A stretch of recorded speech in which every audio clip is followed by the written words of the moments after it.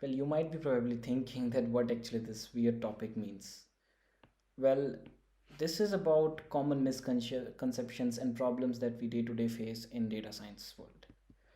Let's start with a little bit of introduction about me. My name is Aman Sharma. I'm currently the co-founder and chief technology officer at Twimbit.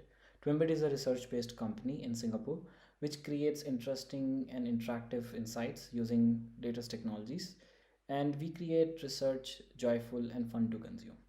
Also, I'm a member at deeplearning.ai. I love mentoring students, and also I'm a hardcore serial entrepreneur.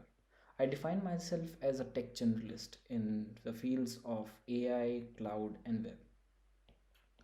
So, you might be probably lost in the huge ocean of data, wondering always what that magic of wise wisdom thing that could come out of this probable data that could help you make effective decisions and improve the overall experience, data science experience in your team. Well, to understand this before, we should define the clear goals between what's the difference between data and insights. So imagine yourself wandering and trying to look for these insights. And what if there was a lighthouse that could point you in the right direction? The pearls that are floating around this ocean, which we can define as the insights, are the ones that you are actually looking for to make good decisions and improve the overall life and experience of your product. Well, this presentation is exactly like this lighthouse, where I'll be trying to cover important things that could help you find these insights out of the huge pool of data. So, in this talk, we'll be covering important problems that are occurring with today's data science issues and also some simple solutions to them. We'll be covering a new strategy, that is data science sprints, to cover our data science projects. Also, we look into two different approaches of no code versus code for data science. And also, we'll see how you can effectively use visualizations to improve the delivery of the content of a data science project. We'll also see how you can create dashboards to convey important information and message through a very transparent and easy to consume reports. Also, how we can document the whole process so that we can improvise and learn from what we are doing. So let's start with a couple of problems. The first problem that occurs in any data science project is the clarity of goal. It's very important to keep everybody aligned to the same achievement and the same goal to improve the overall service, but often you would see people losing the track of the whole data science. And also people will be asking probable questions like why we were here again and what is the main goal of the team. Everybody in the team would have a different perception of what actually is going on into the team.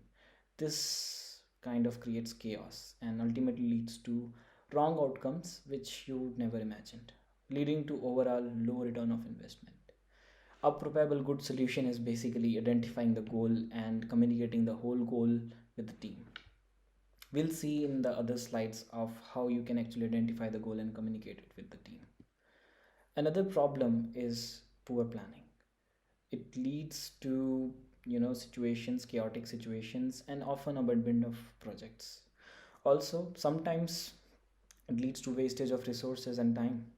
You'll be missing deadlines, maybe the results you are getting are not good enough, or the resources that you are using, you are not able to predict them, always questioning that whether you have less resources.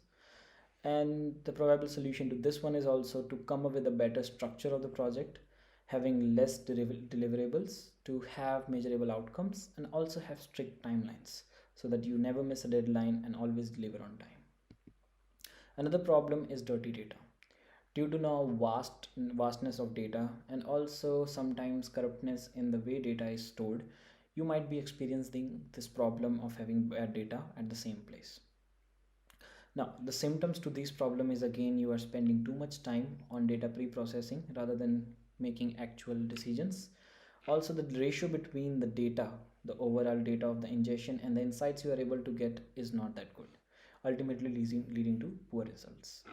The solutions to this problem is also again using advanced tools which can help in better clean data, or maybe in the ingestion tools could be better, and also improving the source of how you're getting the data.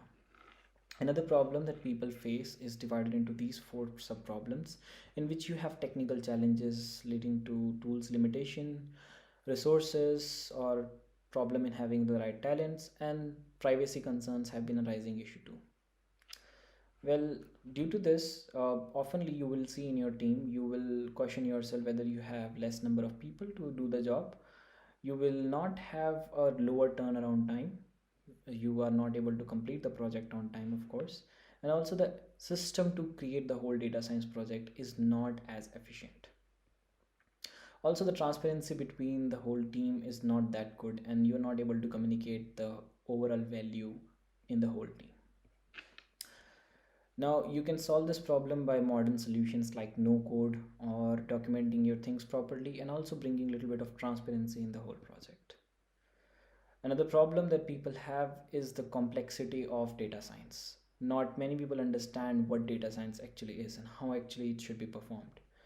This leads to not very efficient methods of representing data, and also it's not able to, make a clear vision in the whole team, hence making it totally ununderstandable with the team. Symptom for this one is also unreadable data, poor decision making, and often thinking even the existence of a data science team in the company. So again, using no code, having better visualization, and having good feedback system can solve these problems. Last but very important problem that people face is silos inside the company, where the actual decision makers are not able to see and interact with the data science team. This leads to not a good communication between the two departments, whether it be marketing or sales, leading to lower growth of the whole company, and then questioning the intent of data science team, having less importance of the data science project at all. This again can be solved by the problem solutions such as dashboarding, automating the whole process, again having good feedback system, and documenting the whole process. We'll cover about all these things in our upcoming slides. So the sprint solution that I was talking about, actually this is inspired from the book Sprint written by Jake Knapp. The whole data science sprint can be divided into four main sections: defining a clear goal, planning well about the project, executing the project, and then testing and improvising. In the clear goal, you are actually looking towards introducing the project to the team. With the past mistakes and lessons that you have learned, you should introduce the project to the new people of what you're actually trying to do. Then you should also define a long term goal. What is the long term objective that you are trying to fulfill with the team? Then you should set some clear questions that actually defines the questions that you want to answer in the team. These are more granular goals, like investigating the ROI, or maybe investigating the overall click around time. It depends upon the project. Then creating a map of the whole problem in a very easy and understandable format, like a flow chart, in which if one thing is happening, what is leading to the another thing, or what is leading to the third thing, something like this. Then after you're done with clearing the goal, you should directly jump into talking with some experts or reading some existing insights on how somebody else has done their project. Then you should pick up a small scope or target. Less deliverable means high chances of you achieving that goal. So complete one target and then move towards other. Then create something called as how might we notes, in which you ask everybody to give their own opinions about how you can solve the particular problem. Pick a approach, whether it should be a code or no code approach. Then create a flow diagram of a kind of a pretty neat diagram to understand how this thing works. Set clear deliverables in the execution part, set a timeline for the whole team, and try to stick towards it. Divide the tasks so that everybody has clear responsibilities. Meet regularly with the team to understand if everything is going smoothly. Then after you're done with the whole project, then you should move towards the test and improvise part, in which you should first create an MVP or a test report and present these findings to the team. So then just try to collect the feedbacks about what they think without explaining them much about the data science, so that it becomes even simpler for them to understand in the future, even if you are not present. Improvise over these feedbacks, document these learnings so that it can be again used in the next iteration of the sprint. Then important step in this process is creating good diagrams. Diagrams are very important to bring thought clarity in the team. It helps you set realistic goals and achievables, and also set realistic timelines. It also helps you estimating in resources. The process of creating diagrams is simple. Lay out the important component of the whole project and list down what this project will use as additional sources like Python or script X or maybe a dashboard Y. And then try to connect how the three things connect together. Remember, the whole goal of creating diagram is to make everybody clear on the approach. The next one is choosing an approach. It can be code or no code approach. Both of these approaches have their own pros and cons. Where code has high flexibility, a huge scalability scope, and high availability of functions that you can use. At the same point, it's very difficult to learn, and less people know actually about how to write data science code. And also, the talent acquisition is not that good, leading to creation of silos inside the team. And again, the whole project or the model is so complex that non-technical people can't understand them. On the other hand, no code is pretty fast. The learning curve is pretty small. It's fun and engaging to do because it's mostly drag and drop. It increases the productivity because you don't have to deal with other problems like data pre-processing and stuff like that. And also, it's open to the whole team. Even the non-technical people can come together and add their own data science projects or opinions. The cons to this approach is that you are not having much flexible options to choose between the strategy or the techniques. Also, the sources of choice of ingestion of data are limited to what the data science, the no code tools actually offers. Hence, creating a dependency on the whole system of whatever the application offers, you can choose that only. The scalability of the project becomes far less possible when you move towards bigger data or even variety of data.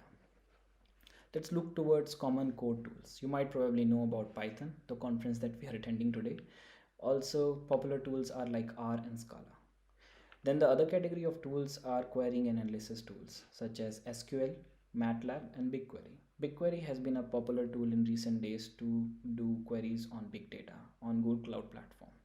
Then there are a whole lot of application suite that covers A to Z, applications to create an end-to-end data science platform such as Apache Spark, BigML, and Hadoop. The other category of tools is no code or low code tools. Popular ones are used to create dashboard and reports like Google Data Studio, Tableau, and Power BI. Another one is an easy drag and drop way of creating data science flows using tools such as Xplenty, Intersect Labs, or Data Robot. Then there are also tool category which creates end-to-end data science flow such as obviously AI or Gyana. So this makes you question how you should decide whether what technique you should choose. So the matrix is pretty simple. If your functional requirements are low and the speed you are looking at is fast, you want a huge turnaround time, then you should definitely check out the AI solutions. Even if the speed of implementation is slow, you can yourself dive into this, create individual projects, and try out what a no-code data science project looks like. But if the functional requirements are high, then only you can use code techniques because that will offer you more flexibility and more sense of achievement. Another important part is how you communicate with the data and you use visualization for that. Here is an interesting flowchart that you can use in order to decide what kind of chart you should use for what kind of variable. I'll leave the link to this whole diagram so that you can come back later and use it as a kind of a playbook or cookbook to actually do your data science project. I have added a couple of more instructions about what different charts means, so you can actually go in deeper and understand what a particular chart does for what kind of data. The next step in the journey is to dashboard the whole process. This step is actually to make your findings and shareable with everyone. So the first step is collect all the visualization for whatever charts, the whatever objectives you are trying to deliver. Then organize these charts into a very much organized diagrammatic dashboard view, something like how you see Jarvis dashboards, right? So that it's very easy and convenient to understand the data at one step.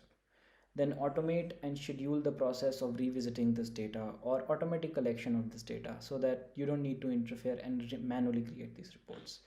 At the end, share the access of the whole dashboard with everyone so that everybody can come anytime, don't need to bother you again and again, and see the data themselves.